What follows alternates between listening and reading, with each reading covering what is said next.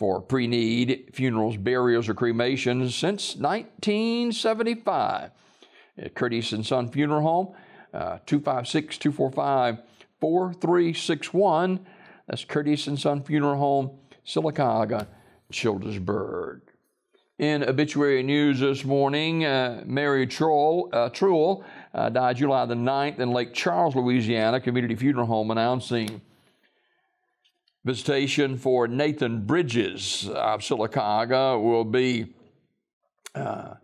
on Wednesday from 1 until 2 at Curtis & Son North in Sylacauga, and the service at 2 o'clock on Wednesday at the North Chapel with burial in the Evergreen Cemetery.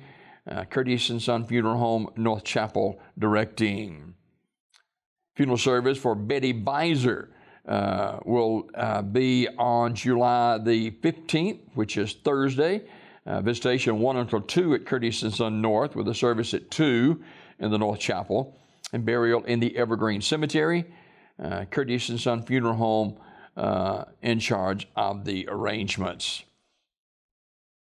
In other obituary news on this Tuesday morning,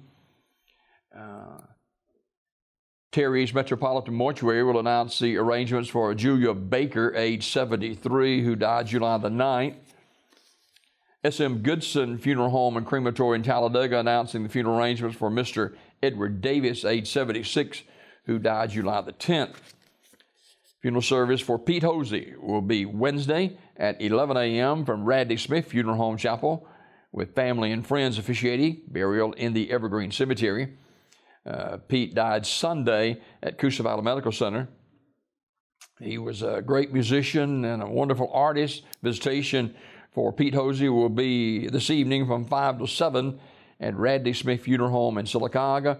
Radley Smith Funeral Home in Sylacauga in charge of the arrangements.